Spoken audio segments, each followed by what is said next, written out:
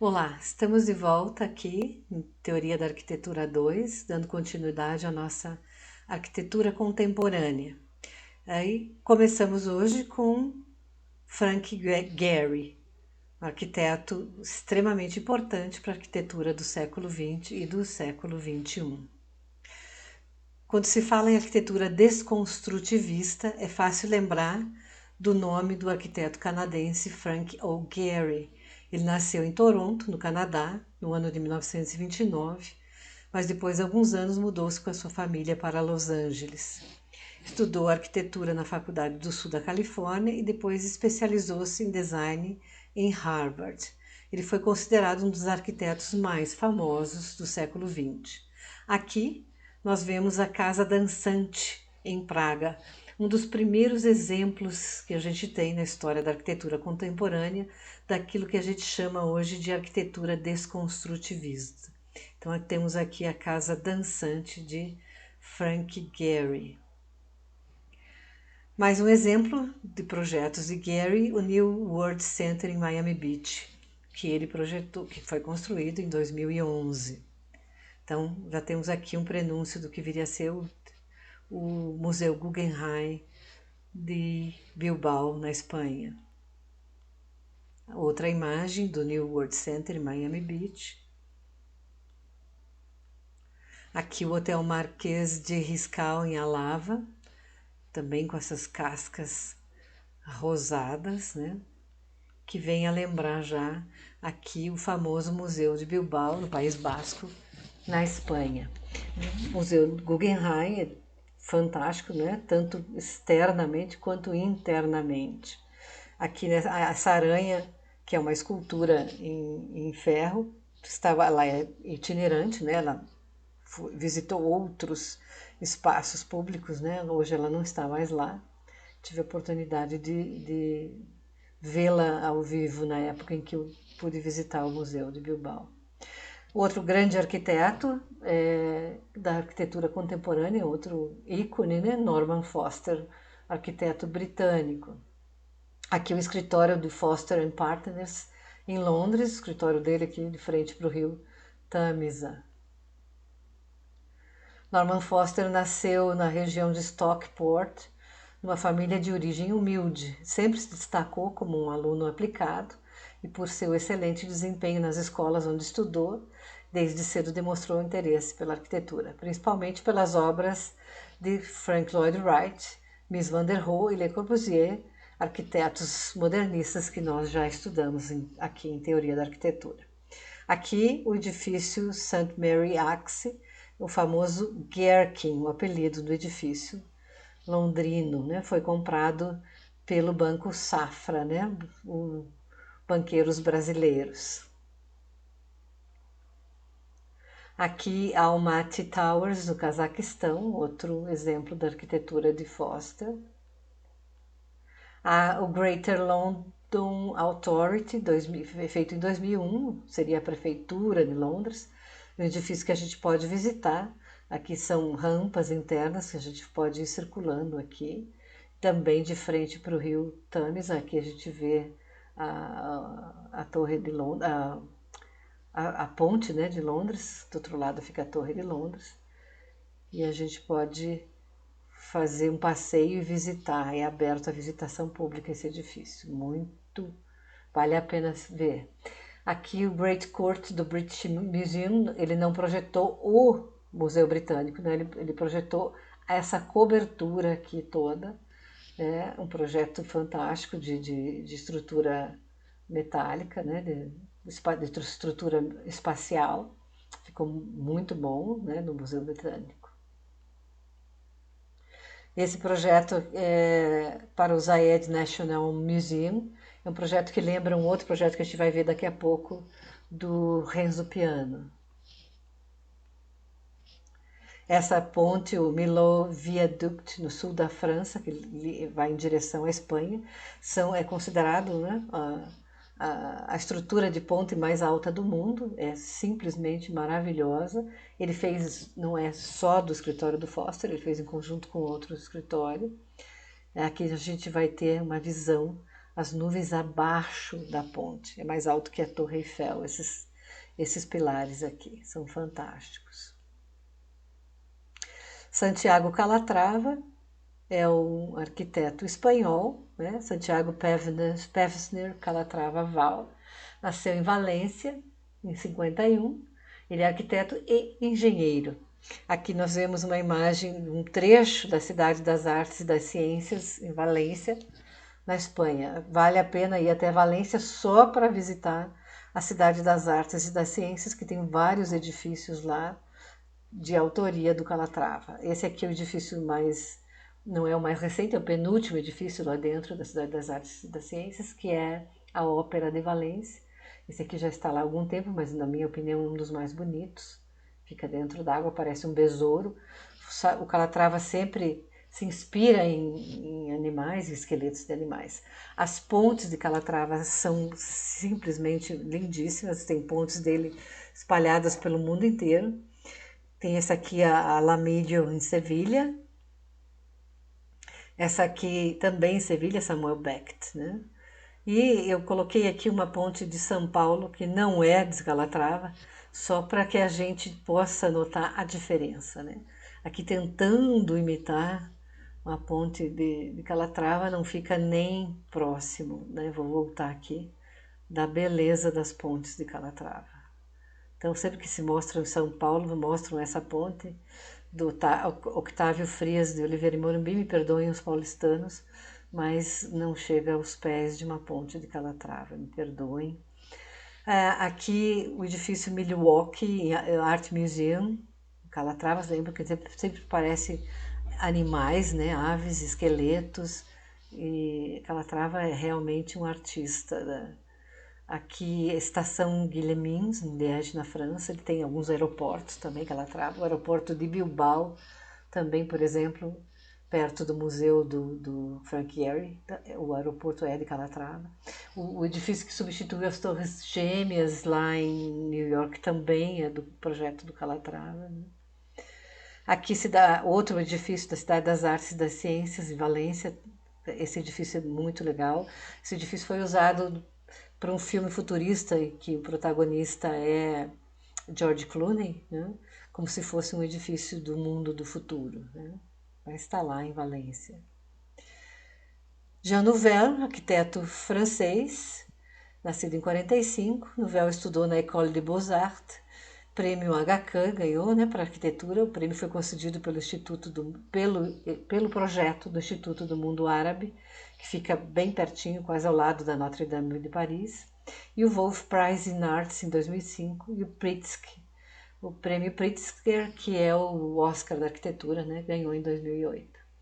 Esse edifício do mundo árabe ele é todinho, né, com esses mecanismos aqui que se movimentam conforme a luz do sol, né, a luz do dia. Vou voltar aqui só para que se possa ver de perto.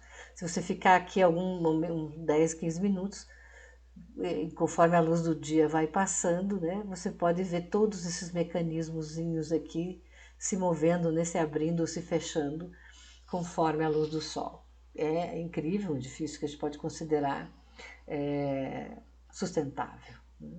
Lá em cima a gente pode subir aqui na cobertura e de lá a gente vê todo o esplendor da Notre Dame, né? É fantástico. Aqui é um centro cultural, o Instituto do Mundo Árabe, tem muitos eventos para a gente aqui. Aqui esse edifício fica em Barcelona, lembra um pouco aquele Gherkin lá do Norman Foster de Londres. É a Torre Agbar, né? Que seria da Companhia de Água, né? Da Espanha, de Barcelona, aliás. Tem 142 metros de altura, ela muda as luzes coloridas, é bem icônica na cidade de Barcelona. Esse aqui é o desenho para o Louvre de Abu Dhabi, nos Emirados. Aqui, edifícios comerciais numa área de renovação de Londres, são bastante interessantes. Os mesmos edifícios com outro ângulo de visão.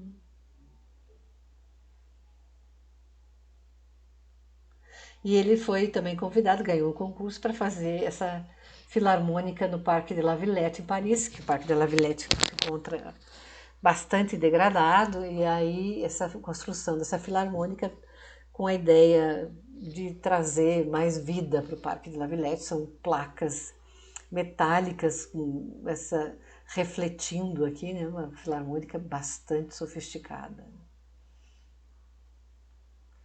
E M. Pei, arquiteto chinês, né, nascido em 1917, naturalizado americano. Então formou-se em arquitetura lá nos Estados Unidos, no Massachusetts Institute of Technology, em 1940. Aqui uma das entradas do Louvre, né, e a gente vislumbra a pirâmide do Pei. Aqui sou eu e aqui é a minha filha. Eu gosto muito dessa foto, justamente por causa do contraste, né, do antigo com o super contemporâneo do Pei. Essa é uma foto do crepúsculo, também lindíssima, né, com iluminação, o espelho d'água e o Louvre em todo o seu resplendor, né, antigo. Aqui a vista interna lá, né, da escadaria do Louvre, são cenas que aparecem muito bem no filme Código da Vinci. Quem não assistiu, assista, que vai dar para ver muito bem como ficou muito bom. Isso foi muito discutido na época, né? Muitos parisienses ou franceses amaram e outros odiaram. Eu particularmente achei fantástico. O projeto da Corte Civil de Madrid,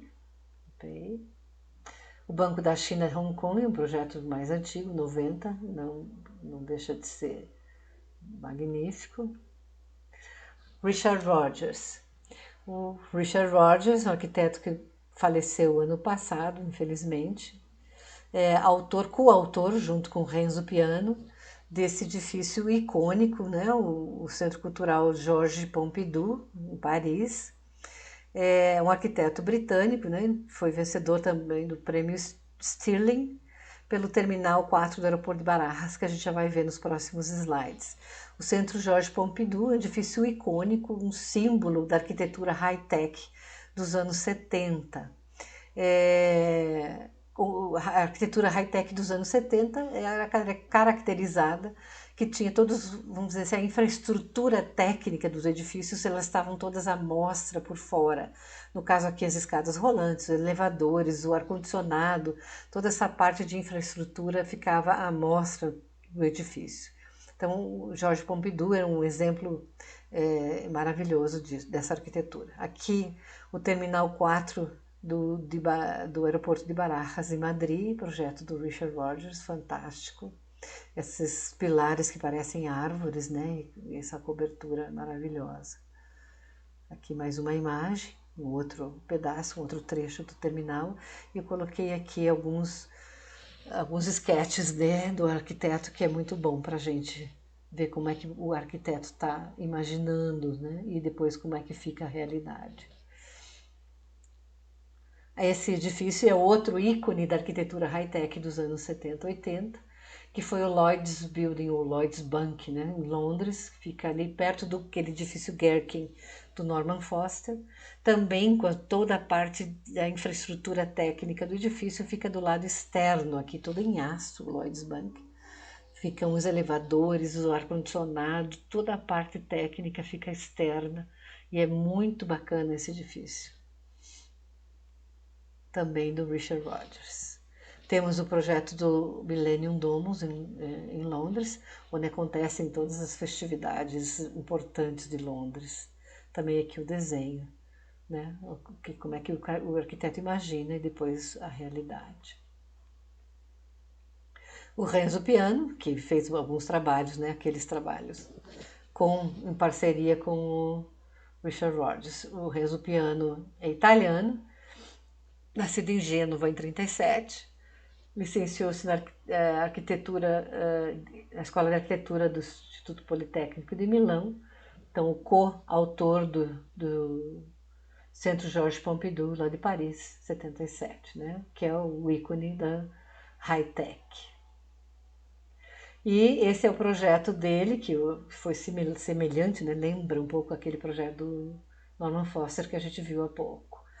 Então, esse é o Centro Cultural Jean-Marie de Tchibau, em Nouméa, na Nova Caledônia. É muito bacana, esse é um projeto sustentável, né? Ele está todo inserido aqui na mata, na natureza. E aqui a gente pode ver os desenhos, né, do Renzo Piano. E aqui tem toda a parte onde passam caminhões, a parte de infraestrutura, ela está toda escondida, né, na parte dos bosques, na área da mata, né? Aqui a gente pode ver melhor. Então está todo inserido sem agredir a natureza. Esse projeto aqui, o NEMO, é o National Center for Science and Technology, fica em Amsterdã, na Holanda, projeto 97. Isso eu tive a oportunidade também de conhecer. É bacana, quando a gente vai chegando aqui, tem uma avenida longa e a gente vem vindo por aqui. E a gente vê lá de longe, parece que tem um navio atracado aqui ao longe. Dá um efeito urbano muito interessante esse projeto do Renzo Piano. Aqui o Zentrum Paul Klee, em Berna, na Suíça, também inserido de uma forma interessante. Rein Koolhaas é um arquiteto holandês. Rement Lucas Koolhaas, né, mas chamado de Rein Koolhaas, é um arquiteto e professor, ele é um teorizador muito importante da arquitetura, é urbanista, é professor em prática da arquitetura e desenho urbano em Harvard, quer dizer, a maioria dos arquitetos importantes acabaram indo parar todos nos Estados Unidos. Aqui isso que os americanos fazem muito bem, né? Eles importam os gênios. Aqui o prédio em Beijing, o Beijing Books Building, né? Beijing é na China, né? Aqui o prédio do TVCC, Beijing, China, um prédio extremamente ousado, que a gente vai ver um outro ângulo, né? De vista desse prédio incrível, a gente não sabe como é que ele para, né, em pé, a estrutura desse edifício. Então o Koolhaas é muito ousado nos seus projetos. Aqui um prédio para a loja da Prada no bairro do Soho, em New York. O projeto da Seattle Central Library, esse aqui é muito interessante internamente, a gente vai pôr aqui a imagem para não se alongar muito, mas quem tiver curiosidade, vale a pena digitar e ver as imagens internas desse edifício. O Bjarke Ingels, muito mais jovem que os outros que a gente viu até agora, mas genial. Nasceu em Copenhague em 74, começou a estudar a arquitetura na Royal Academy em 93. Começou interessado com o cartunismo, né? Mas se inscreveu na escola de arquitetura na esperança de melhorar sua habilidade de desenho. Acabou se apaixonando pela arquitetura e estudou na Escola Técnica de Barcelona. Após 3 anos no OMA em Rotterdam, ele cofundou o Plot Architects com o Julian Desmet em 2001, mas depois ele fundou o Big Group em 2005, quer dizer, um escritório só dele. Essa Mountain Dwellings é um projeto incrível do Big, do Bjarke, né, e do seu grupo, e é uma região que não era muito interessante. Aqui a parte lateral tem um muro enorme aqui, mas que ele conseguiu, são apartamentos, na verdade, que ele tratou como se fossem casas. Até aqui a altura enorme das garagens, as garagens são fantásticas, vale a pena também entrar no site e ver o projeto completo. Olha, parece uma montanha de casas, é um projeto incrível, o Mountain Dwellings. Esse aqui é o AVM Houses também. O Big sabe tratar muito bem os edifícios de moradia. Sempre dá assim uma espécie de individualidade para cada um, apesar de ser edifícios de apartamentos, né? Ficam fantásticos, sempre com muito movimento. Nada é tedioso nos projetos do Bjarke Ingels. Aqui é VM Houses, ó. E esse aqui, o Via 57 West. Ele sempre trata o environment, né? Quer dizer, ao redor dos seus projetos de uma maneira muito bem pensada, e ele demonstra isso na forma como ele apresenta seus projetos. sempre todos com vistas, dá um jeitinho de dar uma certa individualidade nas vistas. A Zaha Hadid, a gente tinha que trazer uma das mulheres mais importantes para a arquitetura mundial, para a exposição aqui de arquitetura contemporânea, né? A mulher e árabe naturalizada britânica, a Zaha é um exemplo para todas as arquitetas que buscam espaço no mercado. Nasceu na cidade de Bagdá, no Iraque. Seu nome é reconhecido e aclamado mundialmente, né, por conta do seu design nada linear. A gente dificilmente vê linhas retas na arquitetura da Zaha, desconstrutivista, né, acompanhada de curvas, formas, dobras, né, e perspectivas sempre se inspirando na natureza. Ela foi a primeira mulher a receber o Pritzker, a maior premiação da arquitetura internacional, e também a medalha de ouro do Royal Institute of British Architects. Aqui o Heydar Aliyev Center. Aqui Zaha projeta a cidade cyberurbana no metaverso. Aqui ficou em projeto, né? Aqui um detalhe desse projeto da cyberurbana, né? Aqui, incrível esse projeto, na minha opinião, maravilhoso. 400 metros de altura, né, em Shenzhen, na China. Eu acho que está só em projeto ainda. Lindíssimo esse projeto, né? Parece um filme futurista. Todos esses projetos são possíveis, né? Esse aqui na Austrália, na Gold Coast Skyscrapers, né? Um projeto. Aqui para um concurso, né, para a Rússia, uma nova cidade inteligente. Lindas, né?